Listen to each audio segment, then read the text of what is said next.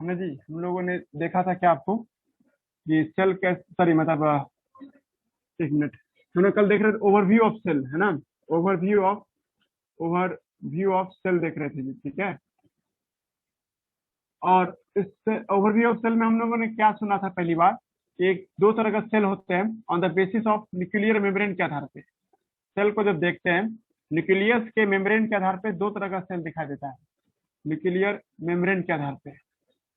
और हमने इसमें भी बात किया था आप सबसे कि एक होता है eukaryotic cell, eukaryotic eukaryotic cell, और एक क्या होता है सर आपको, प्रोकारियोटिक सेल।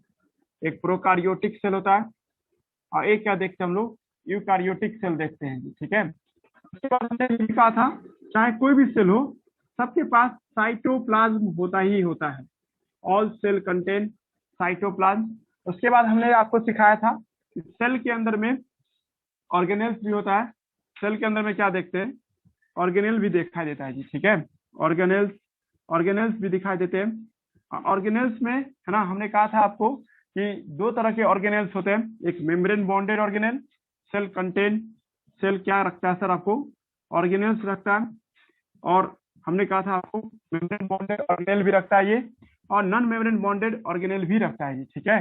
कल क्लास में हम लोग इसके डिस्कस किए थे, तुम लोग शुरुआत कर चुकी हो। आपको सेल के अंदर में मेम्ब्रेन बॉन्डेड ऑर्गेनेल और एक membrane non bonded, non membrane bonded organelle, ठीक है। हमने आपको कहा था कि ज्यादा क्या, all membrane bonded organelle only found in eukaryotic cell, only found in eukaryotic cell. ये सिर्फ और सिर्फ कहाँ पाए जाते हैं, यूकारियोटिक सेल में पाए जाते हैं, ठीक है। और नॉन मेम्ब्रेन बॉन्डेड ऑर्गेनेल जो देखते हैं ये प्रोकारियोटिक में भी पाया जाता है, प्रोकारियोटिक में भी दिखता है, और एंड यूकारियोटिक में भी दिखता है जी, ठीक है। प्रोकारियोटिक सेल और यूकारियोटिक सेल दोनों के दोनों सेल में आपको क्या दिखाई देता है, नॉन मेम्ब्रेन बॉन्डेड ऑर्गेनेल दिखाई देता है जी, ठीक है। ऑर्गेनेल जो देखते हैं हम लोग मेम्ब्रेन बॉन्डेड भी होता है और एक नॉन मेम्ब्रेन बॉन्डेड भी होता है जी, ठीक है। मेम्ब्रेन बॉन्डेड ऑर्गेनेल जो देखते हैं हम लोग, ठीक है, इसका एग्जांपल सब था राइबोसोम, सॉरी राइबोसोम नहीं, इसका एग्जांपल क्या क्या था, माइटोकॉन्ड्रिया था, है ना, गोल्गी कॉम्प्लेक्स था, लाइसोसोम था, इंडोप्लाज्मिक रेटिकुलम था, क्लोरोप्लास्ट था, क्लोरोप्लास्ट, ये सब नाम हम आपको फ्यूचर में भी कभी बताएंगे। नॉन मेम्ब्रेन बॉन्डेड ऑर्गेनेल में राइबोसोम था जी, राइबोसोम। और उसके बाद क्या था सर आपको, सेंट्रियोल। उसके बाद इसके अंदर में क्या था आपको, इंकुल्सन बॉडी जिसको सेल बॉडी भी बोल सकते थे। और एक और भी है सर इसके अंदर में, एक का नाम क्या था, है ना, इंकुल्सन बॉडी, एक का नाम क्या था आपको, है ना, निक्यूलियोलस। ये सब क्या था आपको, नॉन मेम्ब्रेन बॉन्डेड ऑर्गेनेल पाए जाते हैं सेल के अंदर में। हम लोगों को क्या देखना है, राइबोसोम को देखना है जी। अभी हम एक छोटा मोटा एक नॉर्मल सेल का फोटोग्राफ बना रहे हैं जी। आप लोगों को हम एक शब्द समझाना चाह रहे हैं राइबोसोम के बारे में जी, ठीक है। राइबोसोम को जब तुम देखोगी ना, राइबोसोम राइबोसोम का डेफिनेशन क्या होता है, तो सेल के अंदर में एक ऐसा नॉन मेम्ब्रेन बॉन्डेड ऑर्गेनेल और non membrane bonded organelle non membrane non membrane bonded organelle non membrane bonded organelle organelle organelle that found in, है ना, ये कहाँ पाया जाता है, that found in cytoplasm that found in, सही है, दैट मेक प्रोटीन। ये क्या बनाता है सर आपको, मेक प्रोटीन, जो आपको प्रोटीन बनाता है इन प्रोकारियोटिक सेल एंड यूकारियोटिक सेल में। और आपसे हम पूछे एक झटके में राइबोसोम के बारे में कुछ समझाओ, तो तुम क्या जवाब देगा, ये सब प्रोटीन बना करके देता है, ठीक है। ये प्रोटीन बना के देता है प्रोकारियोटिक सेल में भी और यूकारियोटिक सेल में भी, ये प्रोटीन बना करके दे रहा होता है जी। इसमें किसी को कोई दिक्कत नहीं होगा। अब मुद्दा ये है कि जब तुम खोजने जाएगा ना बैक्टीरिया में, यानी प्रोकारियोटिक सेल में राइबोसोम को, जैसे बैक्टीरिया हुआ या प्रोकारियोटिक सेल हुआ, इसमें हम लोग राइबोसोम को खोजेंगे सर, इसमें एक ही जगह पाया जाएगा जिसका नाम क्या है, साइटोप्लाज्म। प्रोकारियोटिक सेल में साइटोप्लाज्म में क्या होता है सर आपको, राइबोसोम होता है जी, ठीक है। प्रोकारियोटिक सेल में जो देखते हैं ये राइबोसोम कहाँ मिलता है सर आपको, साइटोप्लाज्म में, समझ रहे हो आप क्या। उसके बाद हम लोग जब यूकारियोटिक सेल में जब हम लोग राइबोसोम को ढूंढने जाएंगे जी, ठीक है। यूकारियोटिक सेल को जब आप देखते हैं, ये हो गया आपको यूकारियोटिक सेल। यूकारियोटिक सेल को जब आप देखोगी इसके अंदर में आप लोग राइबोसोम को ढूंढते हैं, न्यूक्लियस आपको होगा, और यहाँ से आपको क्या देख रहे हैं हम लोग, इंडोप्लाज्मिक रेटिकुलम है ये। उसके बाद क्या देख रहे हैं हम लोग, गोल्गी कॉम्प्लेक्स होता है यहाँ पे कहीं पे गोल्गी कॉम्प्लेक्स होगा, कहीं पे आपको माइटोकॉन्ड्रिया दिखाई देगा, माइटोकॉन्ड्रिया, और कहीं पे क्लोरोप्लास्ट होगा जी। एक नॉर्मल अभी सेल बना रहे जी हम, ठीक है। आप जब किसी सेल को देखते रहिए, न्यूक्लियस, इससे जुड़ा हुआ इंडोप्लाज्मिक रेटिकुलम, गोल्गी कॉम्प्लेक्स, यहाँ पे लाइसोसोम कहीं पे बना दो। लेकिन अभी हम मेन फोकस क्या करवा रहे हैं, आप लोगों को सुनाना चाह रहे हैं क्या, ये एक माइटोकॉन्ड्रिया है, इसका नाम क्या रख रहे थे हम लोग, माइटोकॉन्ड्रिया। और इसका जो नाम देख रहे हैं, इसका नाम क्या होगा सर आपको, क्लोरोप्लास्ट, क्लोरोप्लास्ट इसका नाम हुआ जी, ठीक है। मतलब जब आप एक सेल को फोकस में लाओगी, उसमें आप माइटोकॉन्ड्रिया देखते हैं, क्लोरोप्लास्ट देखते हैं, तो राइबोसोम कहाँ कहाँ पाया जाता है, यूकारियोटिक सेल में। यूकारियोटिक सेल में जब आप राइबोसोम की बात करते हैं, यूकारियोटिक सेल में राइबोसोम की बात करते हैं, तो राइबोसोम इसके इंडोप्लाज्मिक रेटिकुलम के ऊपर भी पाया जाता है सर। राइबोसोम माइटोकॉन्ड्रिया के अंदर में भी पाया जाता है और साइटोप्लाज्म में भी पाया जाता है जी। देखो हर जगह आपको राइबोसोम दिखता है। अब जानबूझ के हम ज्यादा बना रहे हैं ताकि तुम ये भी फील करो राइबोसोम की संख्या बहुत सारा हो सकता है सर। ये है राइबोसोम, ये आप जो देख रहे हैं इसका नाम क्या है, हम लोग राइबोसोम के नाम से बुला रहे हैं। ये भी आपको क्या सर, आपको राइबोसोम है, इसका भी नाम क्या सर, आपको राइबोसोम है। और ये भी आपको जो देख रहे हैं सर, इसका भी नाम क्या सर, आपको राइबोसोम है जी, ठीक है। राइबोसोम सब जगह है, और राइबोसोम आप लोग को रट्टा मारना है कि आपको यूकारियोटिक सेल में राइबोसोम, यूकारियोटिक सेल में राइबोसोम कहाँ कहाँ देखने को मिलता है, तो यूकारियोटिक सेल में राइबोसोम है ना, साइटोप्लाज्म में भी देखने को मिलता है ना, साइटोप्लाज्म में भी देख रहे हैं सर। उसके बाद माइटोकॉन्ड्रिया के अंदर भी देख रहा है, और क्लोरोप्लास्ट के अंदर देख रहे हैं, अंदर मतलब इनसाइड, और आपको सरफेस पे देख ऑन देख रहे हैं जी। जैसे देखो अगर हम इस टाइम को यहाँ पे रखे तो तुम क्या जवाब दोगे, ऑन है ना, ऑन ऑन ऑन पाम या ऑन हैंड आपको लिखा, आपको फिंगर देख रहे हैं। बट इसी जगह हम इसको अंदर में कर लें तो आप इसको कहेंगे ना इन है सर, आपको इनसाइड आपको लिखा पाम है जी, ठीक है। वही बात यहाँ पे भी है। राइबोसोम को आप देखते हैं सर, बैक्टीरिया में राइबोसोम एक ही जगह मिलेगा जिसका नाम क्या है सर, साइटोप्लाज्म। साइटोप्लाज्म में ही राइबोसोम देख रहे थे, और यहाँ क्या देख रहे थे, हर जगह देख रहे थे।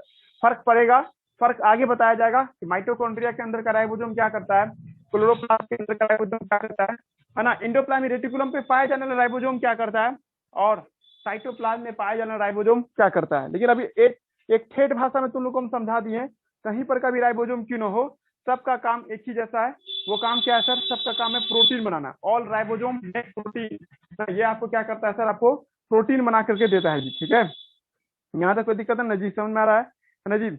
तो ये सब बातें आप लोगों को याद रखना है कि राइबोसोम का काम क्या है ना, राइबोसोम करता क्या है जी, ठीक है। उसके बाद हम लोगों ने कहा था आपको कि जब आप राइबोसोम को देखते हैं सर, ठीक है, जब आप एक सेल को देखते हैं है ना जी, तो सेल में आवाज आ रहा है सबको ना जी सर। कट कर नहीं आ रहा है, कुछ क्लियर आवाज आ रहा है? नो सर, अच्छे से आ रहा है। हाँ अच्छे से आ रहा है। चलिए तो हम लोग आगे बढ़ते हैं। एनसीईआरटी बुक में जब जाओगी ना, तो उसके बाद आज हम लोग क्या पढ़ने वाले थे, सेंट्रियोल।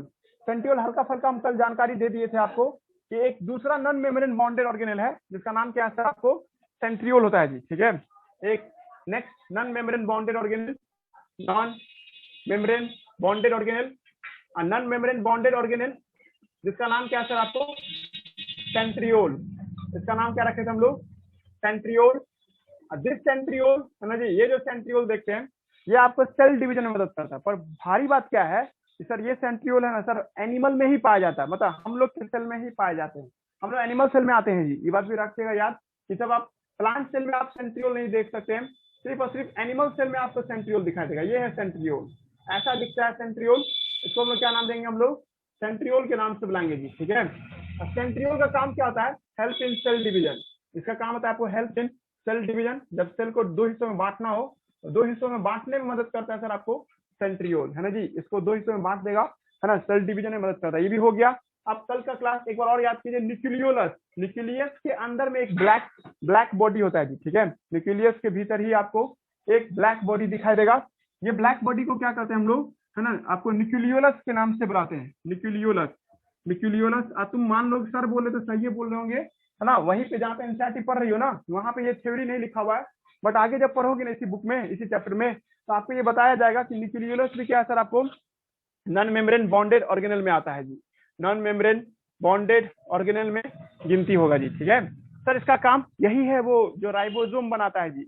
असल में कोई आपसे पूछ देगा विच organelle make ribosome, ribosome made by nucleolus, nucleus के अंदर में पाया जाता है, ये राइबोसोम बनाता है। तुम याद करो राइबोसोम क्या बनाता है, राइबोसोम प्रोटीन बनाता है, राइबोसोम बनाया, राइबोसोम आगे जाके क्या बनाता है सर, आपको प्रोटीन बनाता है जी। ठीक है, इस बात को भी ध्यान रखिएगा। मैंने आपको ये सब पढ़ाया। बैक्टीरिया में एक और कचरा को जमा करने वाला एक ऑर्गेनेल होता है जिसको आप वैक्यूल नहीं कह सकती हो, आप वैक्यूल कहोगी तो उसमें मेम्ब्रेन बॉन्डेड होता है, जबकि एक है ना सेल बॉडी, सॉरी मतलब इनक्लूजन बॉडी होता है। इनक्लूजन बॉडी क्या होता है, एक कचरा डस्टबिन जैसा समझिए। इस डस्टबिन में क्या डस्ट गया है तुम देख रही होती हो, देख रही होती मतलब क्या, उससे कोई कवर नहीं लगा होता है सर, अंदर में क्या कचरा भरा हुआ है इसका पता हम लोग लगा लेते हैं जी। ठीक है, तो हम लोग इनक्लूजन बॉडी कहाँ देखेंगे, प्रोकार्योटिक सेल में देखिए। ये सारी बातें हो गई हैं, हम आपको रीडिंग मार देंगे छात्र में, लेकिन आप लोग यहाँ तक कोई दिक्कत ना हुआ किसी को।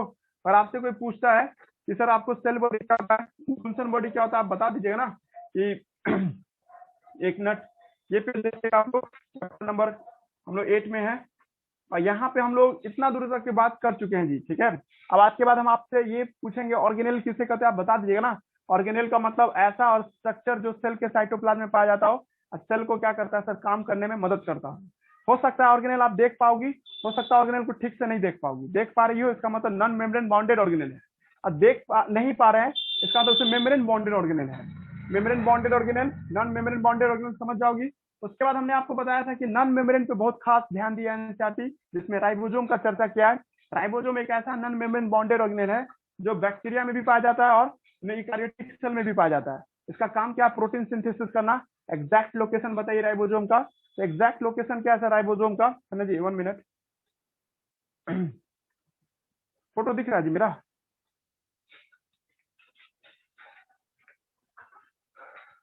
एक मिनट। तो हम बता रहे थे कि आपको है ना जी, राइबोसोम को जब देखते हैं, ठीक है, एक मिनट, हाँ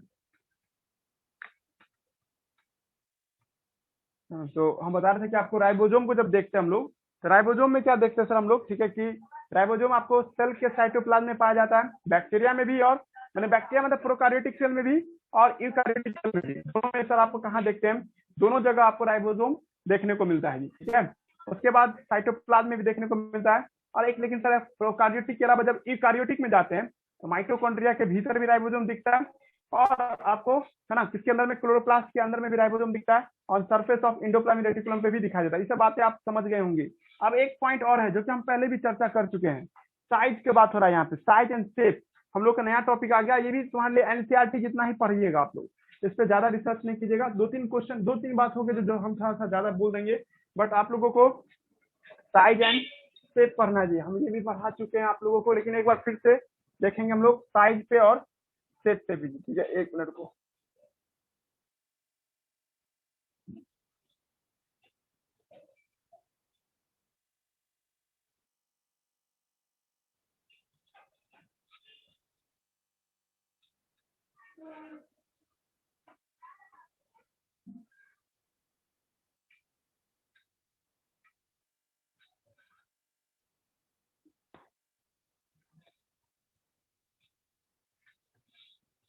देखिए हम लोग आज क्या करेंगे, मेजरमेंट करेंगे जी। ठीक है, हम मेजरमेंट एक दिन पढ़ाए आप लोगों को, है ना, मेजरमेंट पे हम लोग ध्यान देंगे, है ना। मेजरमेंट हम लोग क्या करते हैं, देखिए आप लोग कोई चीज नापते हैं ना, जैसे हम आपको सेल बोलेंगे तो सेल का नापना तुम करोगे, सर फिजिक्स के एंगल से देखते हैं सेल का कितना वजन होगा, कितना उसका लेंथ होगा, ये सब नापने का बड़ा इच्छा होगा आपका। तो देखिए पहली बात की सर सेल दिख, क्या हम लोग देखे हुए सेल को, हाँ बिल्कुल तुम सेल को देखे हुई हो, तो क्या आप हम लोग को ये कहिए कि बाल को उखाड़ के देखो तो सेल, भाई उसमें सेल होता है पर एक साथ 200-300 सेल होता है एक साथ। एक जड़ से उखड़ा हुआ बाल जो देखते हैं उसके अंदर में 200 से 300 सेल होता है जी, मतलब आइसोलेटेड सेल देखना चाहती हो कि कोई लड़का ये कहना चाहे कि हमको बस एक सेल देखना है सर, बहुत बढ़िया से देखना है सर एक सेल, तो उसके लिए आपको क्या करना होगा, अगर आपको एक सेल देखना है, आवाज आ रहा है जी सर पुनः? यस सर, अंडा देखो। हाँ ठीक है, मैंने एक सेल जो कोई लड़का कहेगा कि हमको मात्र एक सेल देखना है, तो उसके लिए उसको जवाब देंगे हम, ठीक है, कि एक सेल देख सकते हैं आप, है ना जी, वो उसका नाम क्या है सर, आपको एग ऑफ ऑस्ट्रिच, है ना जी। एग ऑफ ऑस्ट्रिच एक सेल को रिप्रेजेंट करता है, या मुर्गी का एक अंडा, मुर्गी का एक अंडा जो देखते हैं वो एक सेल को बताता है, मतलब कोई लड़का विश करता है कि काश हम एक सेल देखते हैं, एक सेल। तो मुर्गी का एक कच्चा अंडा जो देखते हैं वो एक सेल को रिप्रेजेंट करता है। अब इसी में तुम लोग में जोश में आके की नहीं कर देना तो येलो येलो जो चीज है वो उसका न्यूक्लियस है, बहुत गलत हो जाएगा जी, वो न्यूक्लियस नहीं है। आप मुर्गी का अंडा सब देखे होंगे और उस अंडे में आपको जो येलो कलर का जो दिखता है उसको यॉक जो बोलते हैं हम लोग, दिस इज नॉट न्यूक्लियस, ये न्यूक्लियस नहीं है, दिस इज नॉट न्यूक्लियस, ये न्यूक्लियस नहीं है जी, न्यूक्लियस बहुत छोटा होता है, यहाँ पे होता है जी, ये पूरा साइटोप्लाज्म है जी इसका, ये पूरा साइटोप्लाज्म है, ये कोलेस्ट्रॉल है, ये कोलेस्ट्रॉल समझ रहे हैं, एक चर्बी है जो बच्चे के लिए खाना है, वो बच्चा को नहीं, यहाँ जाइगोट एक न्यूक्लियस, न्यूक्लियस को भूख प्यास लगेगा तो इसी सब चीज को खा करके अपने आप को सेल डिवीजन करेगा। जैसे हम जानते हैं ना कोई सफर पे जाता है तो सफर पे जाता है तो झोला में पूरा खाने पीने की सामान भर लेता है ताकि रास्ते में भूख लगे तो खाएगा, तो क्या उसको भी तुम वो बॉडी पार्ट्स ना कर दोगी तो उस शरीर में खा के एनर्जी प्राप्त करेगा। तो मुर्गी के एक अंडा में जो आप देखते हैं न्यूक्लियस बहुत छोटा, कभी तुम मुर्गी के अंडे को बॉयल करोगी ना, उसको उबालोगी तो देखना गड्ढा ऐसे बना, जब उसका ऊपर का छिलका हटाया तो ऐसा देखा ऐसे गड्ढा बन जाता है ऐसे करके। तो गौर कीजिएगा मुर्गी का अंडा जो उबालिएगा ना यहाँ पे ये यॉक रहेगा, यहाँ हल्का सा गड्ढा जैसा बना रहेगा, हम दिखाने के लिए अभी ऐसे गड्ढा दिखा रहे हैं, पर ये जो गड्ढा देख रहे हो ना यहीं पे उसका जाइगोट बच्चा था, मतलब न्यूक्लियस था जो जल गया सर। क्लियर हुआ हम क्या बोलना चाह रहे हैं? जो हम लोग व्हाइट वाला हिस्सा खाते हैं और येलो वाला हिस्सा जो खाते हैं वो क्या है, वो एक्चुअली में सर उसका खाना था, ये प्रोटीन है उसका, ये उसका क्या है, लिपिड है। क्लियर हुआ जी? मेरा स्टूडेंट ये बात समझ रहा है ना कि यॉक न्यूक्लियस नहीं है, यॉक उसका खाना है, फैट है ना जी, कोलेस्ट्रॉल है जो बच्चे के लिए है।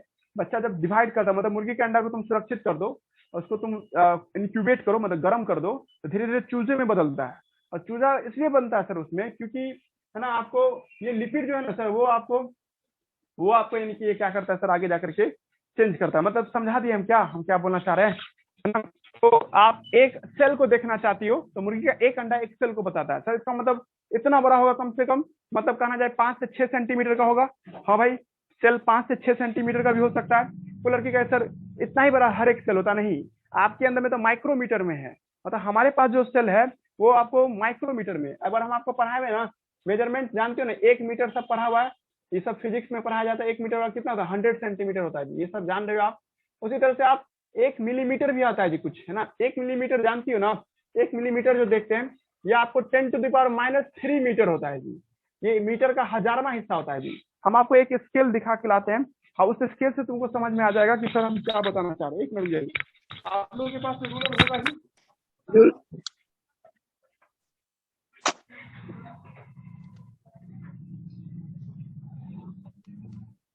खराब हो गया, फिर खराब हो गया, नहीं चलता इस पे, नहीं चलता, बस मीडिया टेबल पे चलता है, नया लेना पड़ेगा, चेंज कराना पड़ेगा। टेबल पे चलता, हाँ इस सब पे नहीं चलता, ऐसे सेंसर खराब हो गया, नया लेना पड़ेगा, चेंज करवाना। देखिए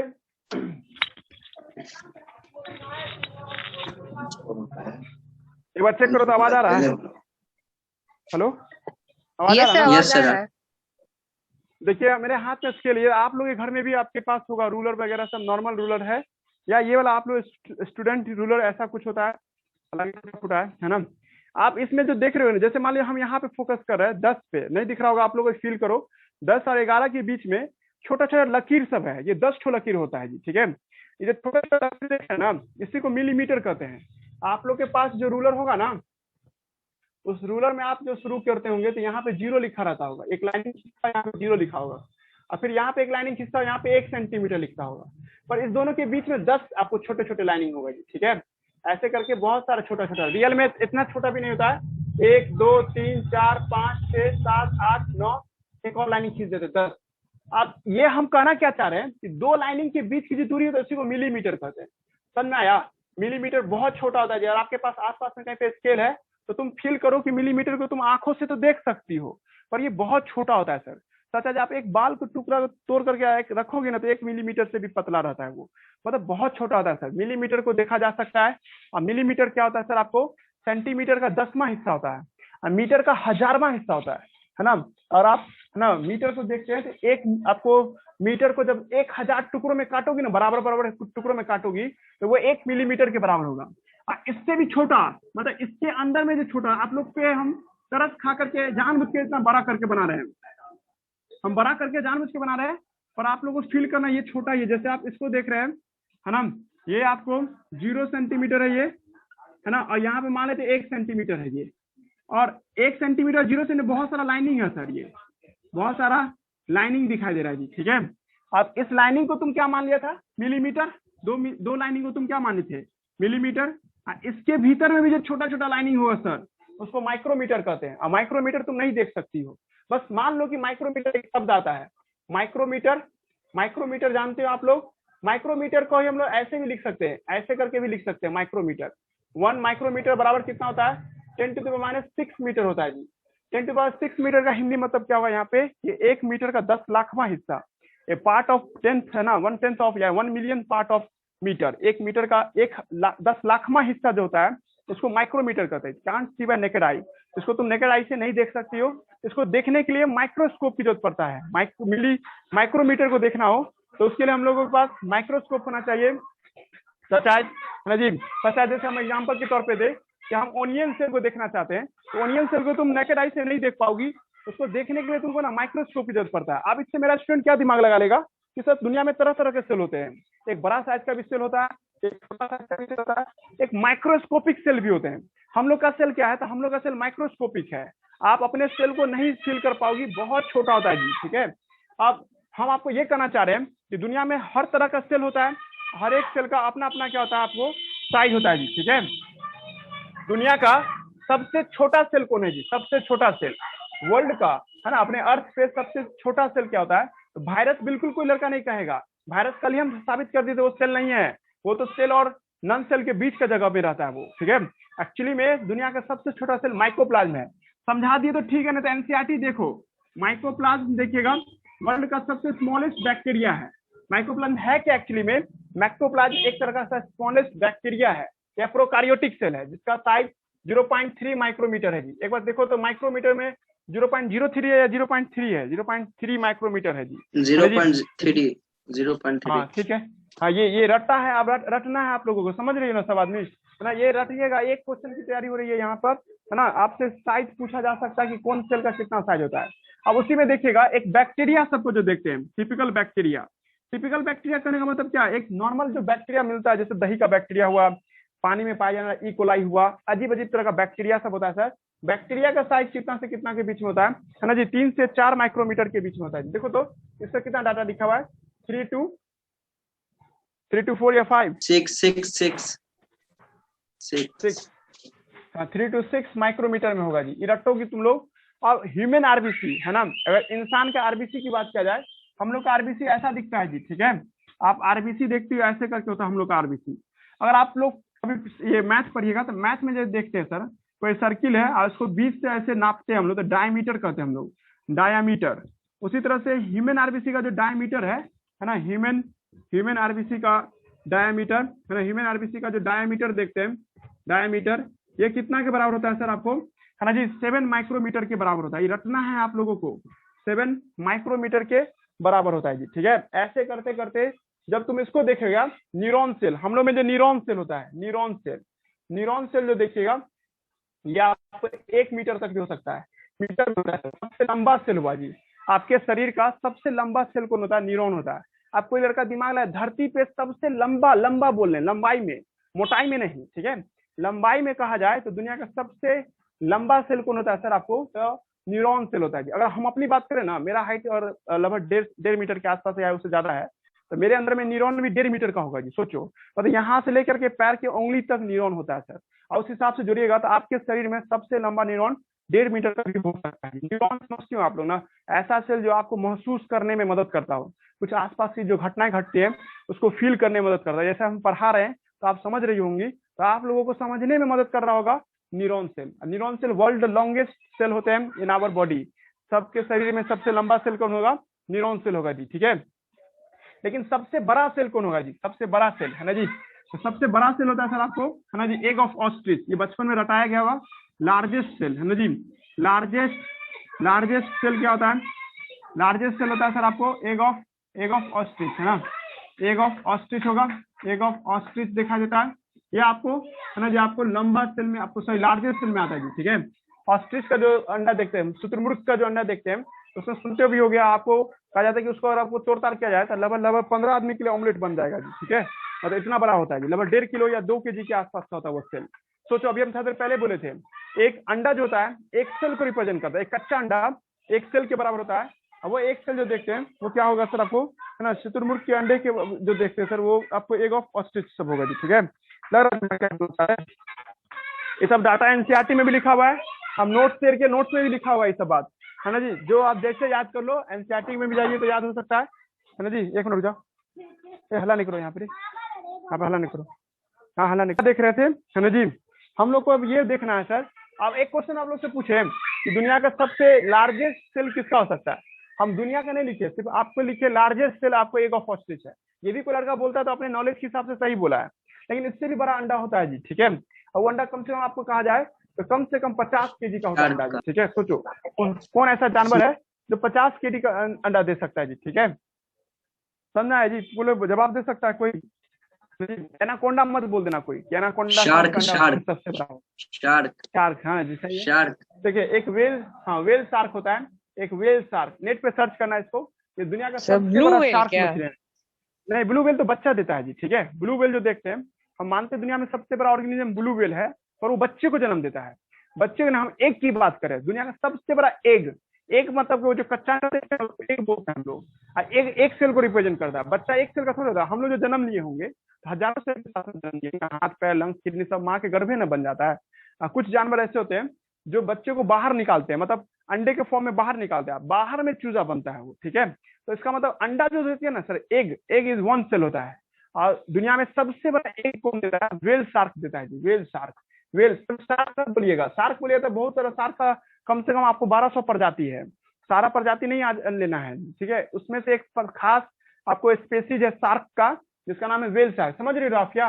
अभी देखो 9th का स्टूडेंट तुम्हें ये बोल देगी कि एग ऑफ ऑस्ट्रिच सबसे बड़ा है, तो ठीक है, पर लेकिन तुम ये नहीं बोलोगी, पहले तुम उसको ये बताओगी कि वर्ल्ड का सबसे लार्जेस्ट सेल जो होता है ना, सबसे लार्जेस्ट सेल, लार्जेस्ट में सबसे बड़ा अंडा जो देखते हैं वो किसका होगा सर, एग ऑफ सर आपको वेल शार्क, है ना। वेल शार्क का जो देखते हैं, इसका जो देखते हैं हम लोग वेल शार्क है ना, एग जो होता है इसका वर्ल्ड लार्जेस्ट होता है जी, 50 केजी के आसपास होता है।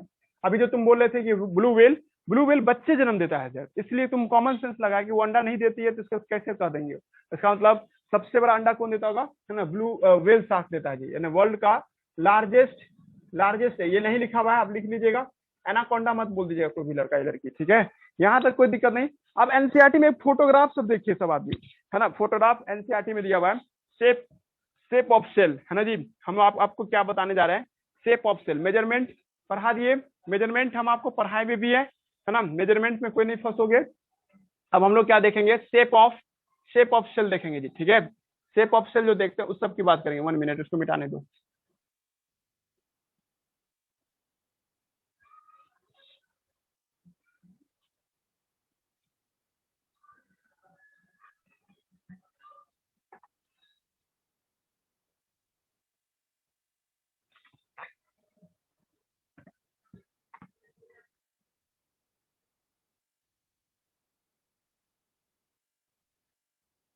है ना जी। तो हम लोग यहाँ पे क्या देखेंगे, है ना, शेप देखेंगे। आप शेप ऑफ सेल, एक नया टॉपिक, नया दौर, शेप ऑफ सेल देखने जा रहे हैं हम लोग, ठीक है।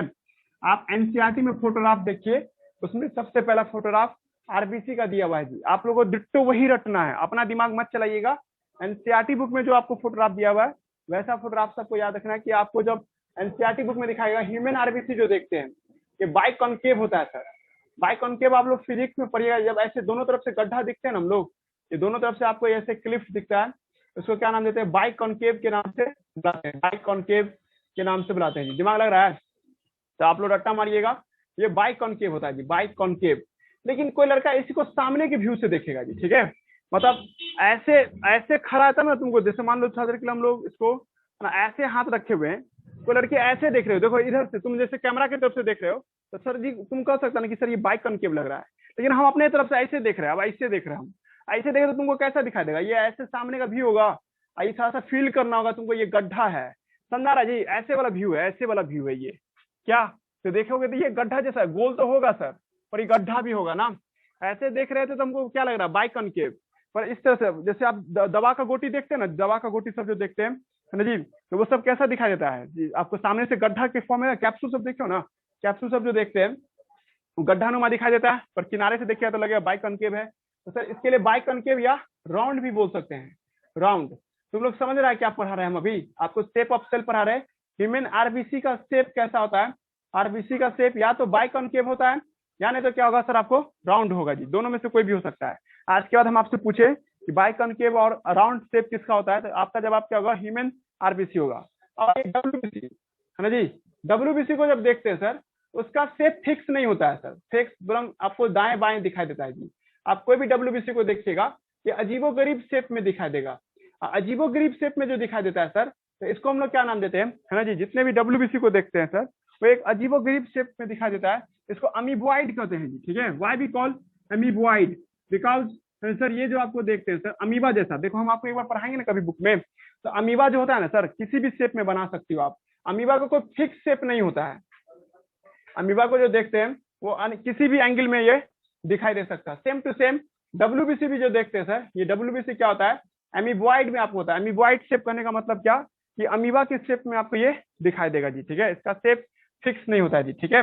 तीसरा पॉइंट क्या हो रहा है सर आपको, क्या कि जब आपको इसको देखते हैं सर, ठीक है, शेप ऑफ सेल देख लिए, उसके बाद क्या देखते हैं हम लोग, है ना, आप उसमें देखिए कॉलमनर सेल, देखिए ये है ना कहीं पे होता है आपके शरीर में कॉलमनर एपिथेलियम, आपको हम समझा सकते हैं इस लाइन को भी। हम लोग जब डाइजेस्टिव सिस्टम को देखेंगे ना, ह्यूमन डाइजेस्टिव सिस्टम, तो आपको हम किसी दिन पढ़ाएंगे भिलाई और मैक्रोविलाई। ये स्टमक है, ये स्मॉल इंटेस्टाइन है। स्मॉल इंटेस्टाइन में तुम देखोगे क्या भिलाई होता है, इसको भिलाई से बोलते हैं। या तुम इसको आप कॉलमनर एपिथेलियम में, जैसे तुम कहोगे सर हमारे शरीर में माचिस के स्टिक के जैसा दिखने वाला सेल सब भी होता है, ऐसे करके सेल सब, ऐसे करके इस तरह से भी आपको सेल सब दिखाई दे सकते हैं जी। ऐसा सेल जो देखेंगे एनसीईआरटी में फोटो आप देखते जाओ, तो इस तरह के सेल को क्या नाम देंगे, कॉलमनर एपिथेलियम। तुम लोग रट्टा मारेगा आज के दौर में कि कॉलमनर एपिथेलियम कैसा दिखता है, कैसा दिखता है, ये बात हो रही है। कॉलमनर एपिथेलियम कहाँ पाया जाता है, तो हमारे स्टोमक में, इंटेस्टाइन में पाया जाता है। ये सर करता क्या होगा अभी नहीं, छोड़िए ये सब बात छोड़ दें। पर ये लंबा लंबा सेल होता है, माचिस के तिल्ली जैसा होता है, लॉन्ग एंड नैरो, लॉन्ग भी होगा, लंबा भी होगा, पतला भी होगा एंड नैरो। दिख रहा है जी सबको एनसीईआरटी में फोटोग्राफ सब। तो एनसीईआरटी में जो फोटोग्राफ से देखिएगा तरह तरह का सेल है और तरह तरह का शेप है, शेप उसका बनावट, आकार, मतलब कोई लड़की कहेगी ना हमको सेल का शेप बना के दिखाइए, तो सेल का शेप कुछ भी हो सकता है, बाइकॉनकेव भी हो सकता है। Amoeba, why we call amoeba, amoeba का कोई शेप फिक्स नहीं होता है, दाएं बाएं जैसे हो। इसको ठेठ भाषा में तुम लोग फिजिक्स के टीचर में से पूछा पढ़ोगे, इरेगुलर भी कह सकते हैं, केमिस्ट्री की भाषा में इरेगुलर शेप भी कह सकते हैं। हम डब्ल्यूबीसी का शेप क्या होता है, अमीबॉइड होता है। बट आपके अंदर में जब कॉलमनर एपिथेलियम आता है, कॉलमनर एपिथेलियम का शेप जो देखते हैं ये आपको क्या होता है, लॉन्ग एंड नैरो होता है जी, ठीक है, लॉन्ग एंड नैरो दिखाई देता है। उसके बाद हम लोग क्या देख रहे थे, है ना, उसके बाद हम लोग क्या देख रहे थे सर, ठीक है, लॉन्ग एंड नैरो। और यहाँ तक कोई दिक्कत क्या बोल रहे हैं। उसके बाद हम लोग क्या देख रहे हैं, लॉन्ग एंड नैरो आपको कैसे दिखाई देगा।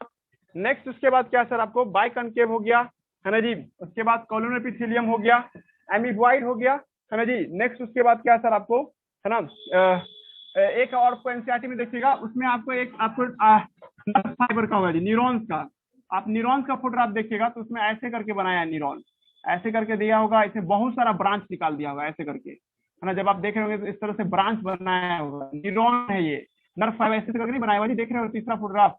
इसमें आप लोग क्या कहिएगा, ये भी लंबा होता है। अभी हम पहले भी घोषणा किए थे न्यूरॉन की लंबाई 1 मीटर तक जा सकता है या उससे भी ज्यादा आगे जा सकता है। कोई लड़का सोचेगा हाथी या बेल तो उसका और लंबा होगा न्यूरॉन, सोचो, लेकिन नेकेड आई से नहीं, मतलब तुम उसको देख नहीं सकती हो, क्या कि माइक्रोस्कोपिक है, बहुत पतला धागा होगा सर, बट लंबा बहुत होगा जी, ठीक है, क्लियर हो रहा ना। इसको हम लोग क्या नाम देते हैं, है ना। नर्व क्या होता है सर आपको, नर्व सेल, नर्व सेल में लिखा होगा, ये लॉन्ग एंड ब्रांच लिखा होगा, लॉन्ग लंबा भी है और साथ साथ ब्रांच भी निकला हुआ है, लॉन्ग एंड ब्रांच। इरट्टा मानना है, कल की डेट में मोरली पूछेंगे तुम लोगों से, कल पूछेंगे कि आरबीसी का शेप कैसा होता है, तुम क्या जवाब देगा, बाइकॉनकेव होता है और करके या एंड करके राउंड भी हो सकता है। हाँ क्या हुआ बोलो, हाँ गोल भी हो सकता है, हाँ राउंड मतलब गोल ही हो ना, ठीक है। और उसके बाद क्या देखे थे, कॉलमनर एपिथेलियम जो है राउंड करना या सही है क्या, कोई बात है क्या। टाइम खत्म होने वाला है, 1 मिनट बचा, रीज्वाइन करना है। हाँ रीज्वाइन कर लो, हाँ रीज्वाइन करो, तुम देख लिया ना, 1 मिनट है, रीज्वाइन कीजिए तो सब आदमी।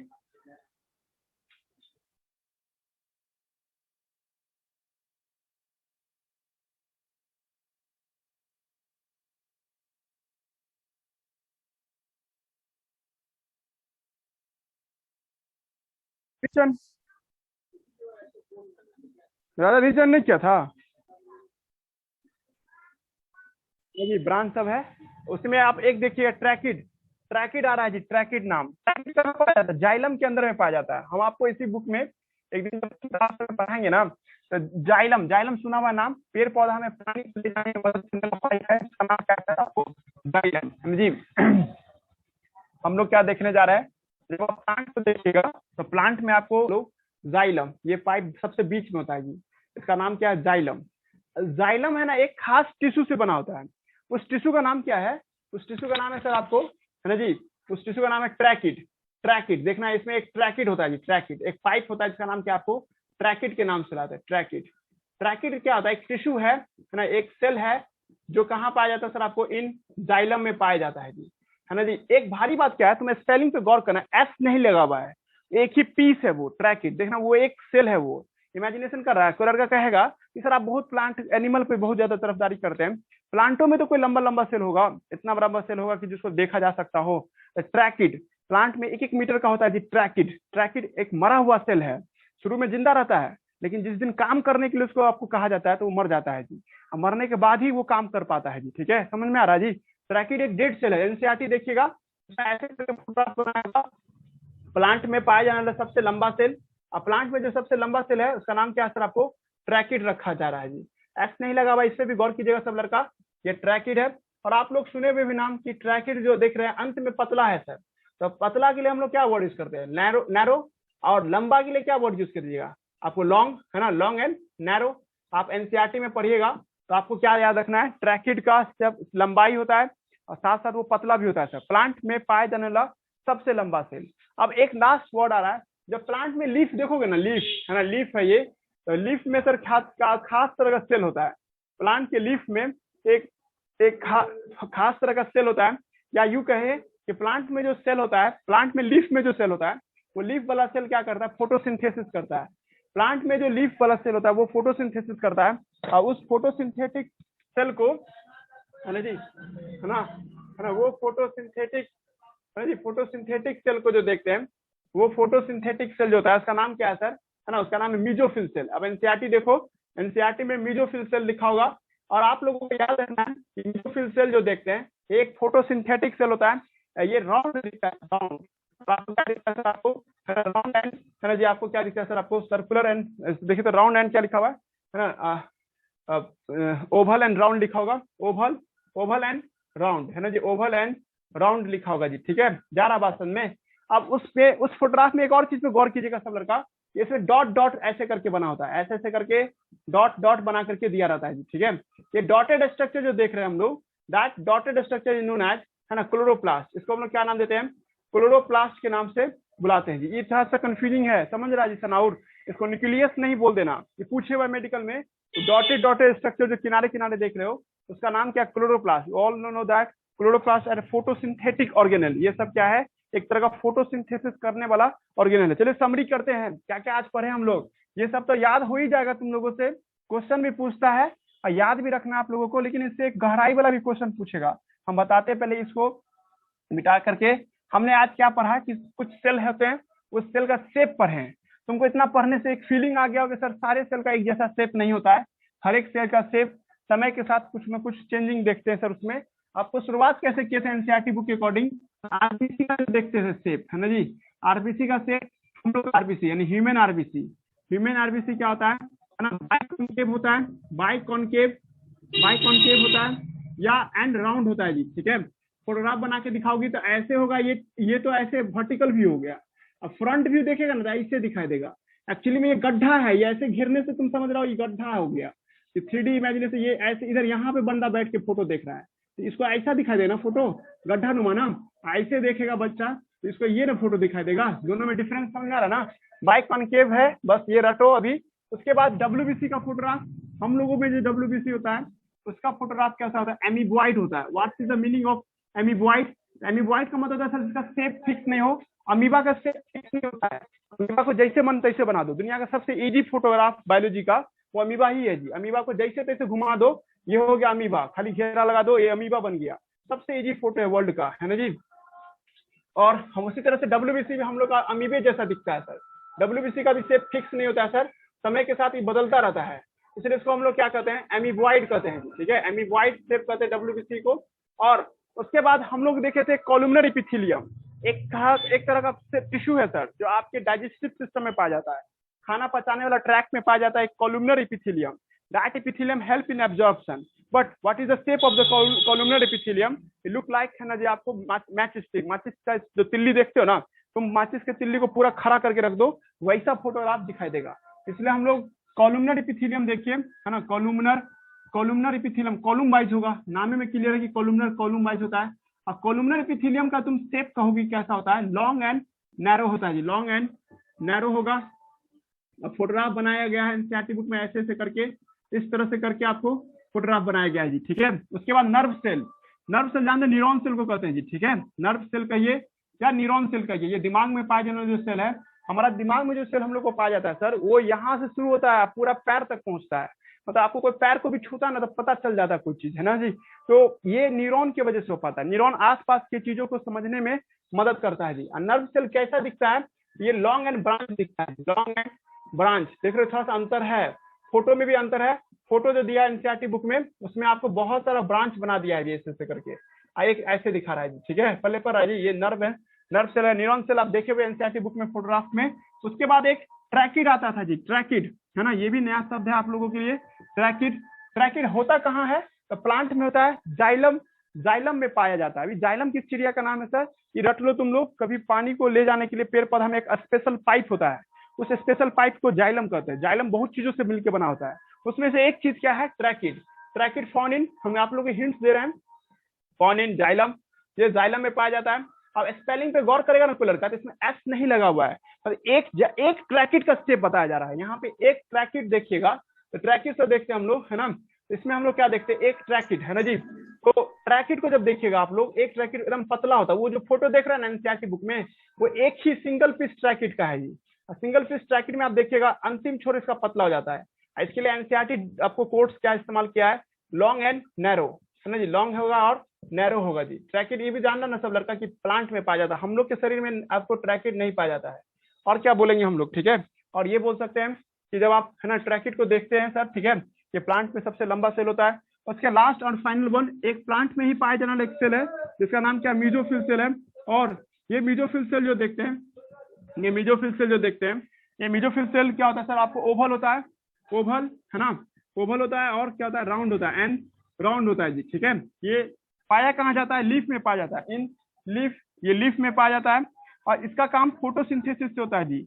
ये गोल गोल दिखाई देगा, है ना, एनसीईआरटी में बहुत सारा मीजोफिल सेल दिखा दिया एक साथ, और तुम उस मीजोफिल सेल में भी तुम रिसर्च करेगा कि दाएं सर किनारे किनारे एक आपको डॉट बनाया गया है, that dot is represent what, ये डॉट क्या रिप्रेजेंट करता है ना, ये क्लोरोप्लास्ट को रिप्रेजेंट करता है जी। हो गया बात समझा, ये सब तो तुमको क्लास में भी याद हो जाता है, या तुम ऐसे भी याद कर ही लोगी, इसमें कोई फंसेगा भी नहीं, कुछ कुछ तुक्का भी लगा लोगी तो काम चल जाए। लेकिन ये नहीं पूछेगा मेडिकल में, मेडिकल में क्वेश्चन ये पूछता है कि भाई, है ना, किसी भी चीज का शेप क्यों चेंज हो गया, है ना, तुम लोग कहते हो ना कि आदमी क्यों बदल गया, है ना जी। जैसे तुम मोहल्ला में 10 को घर में देखती हो, 10 लोग का हर का अलग अलग विचार है, कुछ अलग सोचता है, कुछ अलग सोचता है, कुछ आपको ऑफिसर जैसा सोचता है, कुछ आपको अलग अलग तरीके का विचार आपको सुनाई देता है जी, ठीक है। तुम कहती हो ना, या अपने क्लास में भी तुम देखते हो कि 10 तरह का स्टूडेंट है, 10 तरह का आपको सोच है। तो हम ये कहना चाह रहे हैं कि सर इस सब का सोच बदल क्यों गया, या ये सब ऐसे क्यों दिख रहा है। तो तुम्हारे मन में सवाल है ना, बोर्ड पे जो पीछे फोटो सब नाम सब लिखे है, इस सब का शेप क्यों बदल गया सर, सब एक जैसे क्यों नहीं है।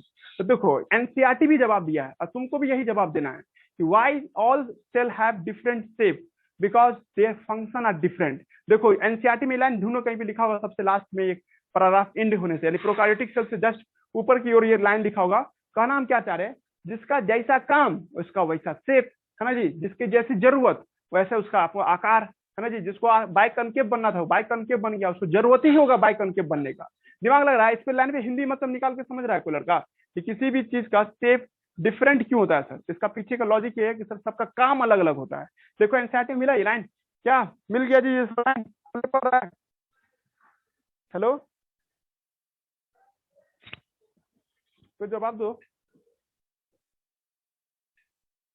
हेलो, जा रहा जी आवाज, कोई बोल क्यों नहीं रहा है। Yes sir. ठीक है, हमको होस्ट बना तो हम एक स्क्रीन शेयर करते हैं, अभी लीव मत कीजिए कोई।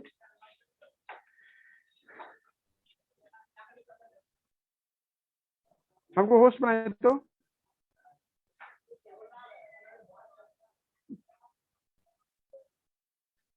कैमरा रुक गया है। होस्ट आनंद भाई बनाएंगे ना आपको। हम होस्ट बन रहे हैं, ठीक है।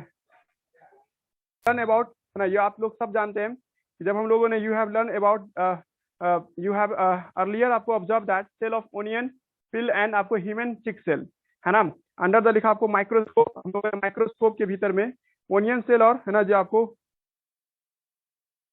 अच्छा सब दिख रहा नहीं, सबको दिख रहा ना? हेलो यस सर, दिख दिख रहा रहा है है। सबको? ओके ठीक है, एक मिनट रुक जाइए। हाँ एक मिनट है ना। हाँ तो हम बोल रहे थे कि आप लोगों को जब आप इस फोटोग्राफ को देख रहे थे है ना जी, let us recollect the structure है ना, आप लोग फिर से उस स्ट्रक्चर को याद कीजिए जिस स्ट्रक्चर में हम लोगों ने ओनियन सेल सब के बारे में पढ़ा था जी, ठीक है। तो आपको जब हम लोगों ने रिकलेक्ट द स्ट्रक्चर है ना, द ओनियन सेल है ना विच इज आपको टिपिकल प्लांट सेल है, एक तरह का क्या है ये प्लांट सेल है, हैव डिस्टिंक्ट सेल वॉल, इसका साथ इसके पास क्या था, सेल वॉल था, एंड आउटर बाउंड्री है ना, outer boundary just with in the लिखा आपको सेल मेम्ब्रेन, मतलब इसके अंदर में आपको सेल मेम्ब्रेन होता है। ये सब सुनते जाइए खाली, अभी अभी अंडरलाइन करना नहीं है, या आप अंडरलाइन कर भी लिए तो कोई दिक्कत नहीं है, हाईलाइट नहीं कीजिएगा। एक बार फिर से ये लाइन सुनिएगा है ना कि लेट अस आपको recollect the structure, the onion cell which is typically plant cell रहता है एंड हैव डिस्टिंक्ट आपको सेल वॉल, इस सबके पास सेल वॉल अलग तरह का होता है, इट्स आउटर बाउंड्री है ना आपको लिखा आपको, and just with in the लिखा इट द सेल मेम्ब्रेन है ना आपको रहता है जी। आपको हम कहे भी थे कि प्लांट में आपको पहले सेल वॉल दिखाई देता है, तब उसके अंदर में तुमको क्या दिखाई देगा, प्लाज्मा मेम्ब्रेन दिखाई देगा जी, ठीक है। तो दोनों में यूनिक बात हुआ ना कि इसमें आपको है ना जी प्लाज्मा मेम्ब्रेन अलग तरीके से आपको दिखाई देता है जी, ठीक है। अब अगला लाइन देखिएगा, द सेल ऑफ द लिखा आपको, the cell of the human cheek है ना, आपको नहीं, हम लोग ह्यूमन चिक सेल को देखते हैं है ना, हैव आउटर मेम्ब्रेन है ना आपको क्या है, तो सर आपको सेल का आउटर मेम्ब्रेन बहुत सॉफ्ट होता है और उसका नाम क्या है सर, आपको प्लाज्मा मेम्ब्रेन के नाम से जानते हैं जी, ठीक है। नेक्स्ट करा है क्या कि जब आप इसको देखते हैं सर, ठीक है, जब इसको हम लोग देखते हैं क्या, आप अगला लाइन में जो देखिएगा, ठीक है, ये वाला पॉइंट है ना कि the inside the cell it's dense membrane bonded structure, यही लाइन हम आपको समझा रहे थे बहुत दिन से। जब सेल के अंदर देखोगे, प्लांट सेल हो या है ना चिक सेल हो, उसके अंदर देखते हैं एक डेंस मेम्ब्रेन बॉन्डेड स्ट्रक्चर दिखा, इसका नाम है nucleus. This nucleus contain chromosome, इसके अंदर में क्या देखते हैं, क्रोमोजोम देखते हैं, which turn to contain genetic material, इस क्रोमोजोम पे जेनेटिक मटेरियल होता है, जेनेटिक मटेरियल जो मम्मी पापा से हम लोगों को मिला है, ऐसा केमिकल जो जिंदा रखता है हम लोगों को, that chemical is called DNA. ये डीएनए हम लोगों को जेनेटिक मटेरियल के तौर पे होता है। ये कहाँ पाया जाता है, ये लास्ट क्लास में बताया था, इस पे हाईलाइटर चला सकते हैं आप लोग चाहे तो है ना जी। अगर आपसे कोई पूछ देगा कि ये है क्या, आपको क्या बताया अभी हम, न्यूक्लियस के अंदर में है ना जी, इनसाइड द लिखा आपको सेल, ए डेंस आपको membranes bounded structure called nucleus, this is contain chromosome, इसके अंदर में क्या देखते हैं, क्रोमोजोम होता है, विच टर्न टू कंटेन है ना जी आपको जेनेटिक मटेरियल कॉल्ड डीएनए। उसके बाद है ना जी हमने कहा था कि कुछ कुछ सेल में है ना न्यूक्लियस को कवर होता है, किसी किसी सेल में न्यूक्लियस का कवर नहीं होता है। न्यूक्लियस के कवर होने के आधार पर तुम उसको कहते थे यूकारियोटिक सेल, जिसमें नहीं होता है उसको हम लोग है ना प्रोकारियोटिक सेल के नाम से बुलाते थे जी, ठीक है। तो इस बात को भी सुनिए, the cell having membranes bonded आपको nuclei called eukaryotic cell, whereas cell lack of the membrane bonded आपको nucleus are called prokaryotic cell, है ना जी, जिसमें कवर नहीं होगा तो प्रोकारियोटिक होगा तो यूकारियोटिक, है ना। उसके बाद आप लोगों को ये लाइन हाईलाइट करना चाहिए जिसमें पूछ रहा है क्या, जितने भी प्रोकारियोटिक सेल है या यूकारियोटिक सेल है, सेमी फ्लूइड मैट्रिक्स होता है साइटोप्लाज्म में, that volume of the cell, ये लाइन हमसे छूट गया था कि साइटोप्लाज्म क्या देता है, वॉल्यूम देता है। साइटोप्लाज्म शेप नहीं देता है, साइटोप्लाज्म सिर्फ वॉल्यूम देता है, आकार देता है आपके शरीर में, मांस के अंदर में पानी वगैरह से भर गया, मतलब बोथ प्रोकारियोटिक सेल और eukaryotic cell have semi fluid matrix called cytoplasm that occupy the volume of the cell, ये वॉल्यूम ऑफ द सेल देता है। And cytoplasm is the various आपको भी लिखा आपको मेन एरिना है जहां पे सेलुलर एक्टिविटी चलता रहता है ना, ऑल टाइप्स के रिएक्शन सब चलते रहते हैं जी, ठीक है। वेरियस केमिकल रिएक्शन होता रहता है जो आपको जिंदा रखने में मदद करता है। सेल के साइटोप्लाज्म में बहुत सारे केमिकल रिएक्शन चलते रहते हैं, that chemical reaction help in the living state, जो आपको जिंदा बने रहने में मदद करता है जी, ठीक है। अगला पैराग्राफ क्या है सर, बिसाइड द लिखा आपको है ना, 1 मिनट है ना, बिसाइड द आपको है ना, ये लाइन सब आपको हो गया था। अब अगला लाइन में क्या लिखा हुआ है, कि सर इसमें हम लोग जो देखते थे, ठीक है, मतलब बिसाइड द न्यूक्लियस, न्यूक्लियस के अलावा, है ना जी, न्यूक्लियस के जब अलावा जब हम लोग बात करते हैं, है ना, इसमें हम लोग जब देखिएगा beside the nucleus eukaryotic cell have membrane bonded, है ना, ऑर्गेनेल्स होते हैं, ठीक है, जिसका नाम हम लोग कहते हैं endoplasmic reticulum, Golgi complex, lysosome, mitochondria, microbodies भी पढ़ेंगे हम लोग, है ना जी, और वैक्यूल भी होता है। और प्रोकार्योटिक सेल में ये सब चीज एब्सेंट पाए जाते हैं जी।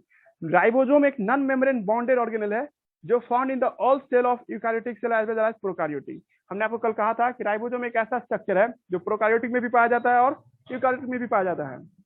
विद इन द सेल, है ना, राइबोसोम आर, है ना जी, फाउंड इन, आपको नॉट ओनली द लिखा आपको साइटोप्लाज्म, ये साइटोप्लाज्म में ही नहीं पाए जाते हैं, साथ ही साथ आपको, है ना जी, आपको और भी कुछ ऑर्गेनल है जिसके भीतर भी पाए जाते हैं, जैसे अभी थोड़े पहले क्लास में बोले थे माइटोकॉन्ड्रिया और क्लोरोप्लास्ट के अंदर भी पाया जाता है। इन लगा हुआ है जी, गौर कर रहे थे ना, यहाँ पे इन लिखा, इन प्लांट और in mitochondria, with in the लिखा ना यहाँ पे विद इन, है ना जी, सब अंडरलाइन कीजिएगा, सब पेन से चलाइए, सबको अंडरलाइन कीजिए। और न्यूक्लियस आपको यानी कि रफ इंडोप्लाज्मिक के ऊपर भी पाया जाता है सर। अब आपको राइबोसोम कहाँ कहाँ पाया जाता है सर? राइबोसोम आपको, है ना, इंडोप्लाज्मिक रेटिकुलम के ऊपर में भी पाया जाता है। ऐसे इंडोप्लाज्मिक रेटिकुलम जिसपे राइबोसोम पाया जाता है उसको रफ इंडोप्लाज्मिक रेटिकुलम के नाम से बुलाते हैं जी, ठीक है। उसके बाद एनिमल सेल जो देखते हैं, ठीक है, एनिमल सेल के पास एक और नॉन मेम्ब्रेन बॉन्डेड ऑर्गेनेल होता है जिसका नाम क्या है? सेंट्रोसोम। देखो सेंट्रोसोम और सेंट्रियोल एक ही है, दो सेंट्रियोल बराबर एक सेंट्रोसोम होता है जी, ठीक है, दो सेंट्रियोल बराबर एक सेंट्रोसोम आपको दिखाई देगा, दो, है ना, दो, अभी सेंट्रियोल नहीं कर रहे थे, तो दो सेंट्रियोल को एक साथ मिला करके, इससे तुम लोग ये भी दिमाग लगा लिया होगा कि दो सेंट्रियोल होता है हम लोग एक सेल में, है ना जी, एक मिनट जाइए, है ना, दो सेंट्रियोल दिखाई देगा, है ना जी, और उसको मिला के सेंट्रोसोम के नाम से बुलाते हैं जी, दो सेंट्रियोल, है ना जी, 1 मिनट, है ना, दो सेंट्रियोल, ये देखिए दो सेंट्रियोल, है ना जी, दो सेंट्रियोल को मिला करके, है ना, एक साथ क्या नाम देते हैं हम लोग, है ना, दो सेंट्रियोल को एक साथ मिला करके हम लोग सेंट्रोसोम के नाम से बुलाते हैं जी। कंफ्यूजन है कोई लड़का? ये बात हम बताए नहीं थे लेकिन आप बता दिए, है ना। उसके बाद, है ना, आपको हम बताए थे साइज होता है सब सेल का साइज वैरी करता रहता है ना, एक्टिविटी के आधार पर सबका शेप, साइज, एक्टिविटी अलग अलग होता है। दुनिया का सबसे छोटा सेल कौन है ना, हालांकि इससे भी छोटा सेल होता है सर एक, लेकिन अभी फिलहाल के लिए आपको स्मॉलेस्ट सेल में आएगा, गिनती होगा, जिसका नाम क्या है सर आपको, है ना, जिसका नाम है सर आपको माइकोप्लाज्म। माइकोप्लाज्म सबसे छोटा सेल होता है। वाइल बैक्टीरिया जो देखते हैं, बैक्टीरिया सर क्या होता है ना, कुछ बैक्टीरिया ऐसे भी होते हैं जो टिपिकली, है ना जी, आपको कितना का दिखाई देगा, है ना, जो टिपिकली आप जब देखते हैं ये आपको, है ना जी, 3 से 6 माइक्रोमीटर का भी आपको दिखाई दे सकता है, ठीक है, 3 से 6 माइक्रोमीटर भी आपको दिखाई दे सकता है। एक पेज पलटते हैं हम, ठीक है। अब यही फोटोग्राफ देख रहे हैं आप लोग, है ना, इस फोटोग्राफ में आप लोग जो देख रहे थे इसमें हम लोगों ने, है ना, देखा था 3 से 5 लिखा, तुम 6 लिखवाया था हम लोग से, तो 3 से 5 माइक्रोमीटर होता है। आपको लार्जेस्ट आइसोलेटेड सेल, एक सेल सबसे बड़ा जिसका नाम एग ऑफ ऑस्ट्रिच है, बट आप लोगों को हम थ्योरी दिए थे वेल शार्क, एक सबसे बड़ा होता है 50 kg के आसपास में होता है वो। नेक्स्ट उसके बाद क्या था आपको, है ना, इसके बाद है कि आपको एक मल्टी सेलुलर ऑर्गेनिज्म जो देखते हैं, जैसे ह्यूमन आरबीसी जो देखते हैं, इसमें 7 माइक्रोमीटर का सेल होता है जी। ये भी एक बहुत बड़ा डाटा हुआ जी, 7 माइक्रोमीटर, मतलब एक तो कम से कम बैक्टीरिया से तो बड़ा है ना सर हम लोग का आरबीसी। उसके बाद, है ना, नर्व सेल जो देखते हैं लॉन्गेस्ट सेल होता है, लॉन्गेस्ट है जी, लार्जेस्ट, दोनों में अंतर है ना। अब आप उसके बाद ऊपर में आइए, इस फोटोग्राफ को देखिए, सेल का शेप भी आपको वेरी करता है। सेल का जो शेप देखते हैं, है ना, ये भी आपको क्या देखते हैं हम लोग, वेरी करता होता है ना। उसमें हम लोग क्या देख रहे थे आपको इसमें, ठीक है, एक मिनट, है ना, ये वाला फोटोग्राफ देख रहे हैं, इसमें आप लोग देख रहे हैं ह्यूमन आरबीसी, ये ह्यूमन आरबीसी का फोटोग्राफ है। ह्यूमन आरबीसी का फोटोग्राफ क्या है? Round and biconcave. हम तो यही कहेंगे, याद करो मेडिकल का यही सब छोटा छोटा बात मेडिकल का क्वेश्चन है। डब्ल्यूबीसी एमीबॉइड होता है और ये कॉलुनर सेल है। ये फोटोग्राफ तुम लोग अभी रट के रखो, ये कॉलुनर सेल कहीं पे होता है हमारे शरीर में, जिसमें आपको लॉन्ग एंड नैरो देखते हैं। फिर उसी तरह से आपको क्या दिखाई देगा, आपको एक, है ना, ब्रांच सेल भी आपको, नर्व सेल, ये नर्व सेल है हम लोग का, है ना जी, इसको हम लोग जो देखते हैं, है ना, ये वाला फोटोग्राफ जो देखते हैं, 1 मिनट, देखता है ये वाला फोटोग्राफ, ये नर्व सेल का फोटोग्राफ है जी, ठीक है। सब लेफ्ट करते जा रहा है जी, काहे? हेलो, ये आपको नर्व सेल जो है ना, ये ब्रांच होता है जी, ठीक है, लॉन्ग एंड ब्रांच आपको दिखाई देगा, है ना। ये आपको जो देख रहे हैं ये आपको क्या, nerve cell, long and branch, ये भी हम बता चुके आपको बोर्ड पे कि कौन लंबा और ब्रांच होता है ना। इसके बाद इलोंगेटेड होता है, ये आपको जो देख रहे हैं, इलोंगेटेड का भी मतलब वही होता है, नैरो जो बोले, लेकिन आप एनसीईआरटी फॉलो कीजिए, एनसीईआरटी में जो लिखा हुआ है ना उसी को याद रखिएगा आप लोग। ये आपको ट्रैकिड क्या होता है, इलोंगेटेड होता है, आपको क्या दिखाई देता है सर आपको, है ना, ये ब्रांच दिखाई देता है। मीडियो आप राउंड एंड ओवल देखते हैं, राउंड एंड ओवल का मतलब जान ही रहे हो, इसमें ये सब जो डॉट डॉट देख रहे हो सब क्या क्लोरोप्लास्ट है जी, ठीक है, यहाँ तक कोई दिक्कत नहीं ना, समझ में आ गया होगा। अब हमने आपसे ये कहा था ये सब तो सब याद कर लेगा, मेन मेडिकल का क्वेश्चन ये है कि सर सेल का शेप वेरी क्यों करता है, ये हाईलाइटर चलाइए इस लाइन पे, शेप ऑफ द सेल है ना वेरी विद द है ना फंक्शन दे परफॉर्म, जो फंक्शन करता है उस हिसाब से वेरी करता है। मेडिकल में पूछ देगा कि शेप ऑफ सेल जो देखते हैं ये वेरी क्यों करता है सर, ठीक है, the shape of the cell है ना, जो आपको ये वेरी करता है विद द लिखा फंक्शन दे परफॉर्म। यहाँ तक रहने दीजिए, कल हम लोग प्रोकार्योटिक सेल पढ़ेंगे, कल से वीवीआई क्लास स्टार्ट हो जाएगा जी, ठीक है, ये आपको पढ़ना ही था, वीवीआई क्लास कल से है, कल के क्लास में जब हम लोग पढ़ेंगे तो शेप ऑफ द सेल सब क्या होता है वो सब के बारे में जानेंगे जी, ठीक है, रहने दीजिए यहीं तक, बाय।